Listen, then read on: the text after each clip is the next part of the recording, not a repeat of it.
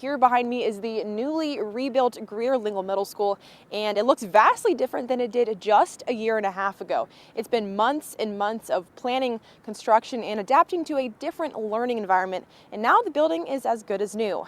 When a tornado touched down in Rogers in May of 2024, it destroyed roofs in the gym, the cafeteria, and warped windows around the building. Making do with what they had, the school used mobile units until classrooms could be restored.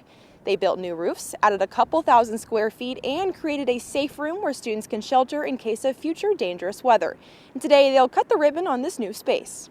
Seldom do we get to see a finish line in our profession, but when we're doing a project of this nature, it gives us an opportunity when we do that ribbon cutting to celebrate and to see and to understand that we've finished a project.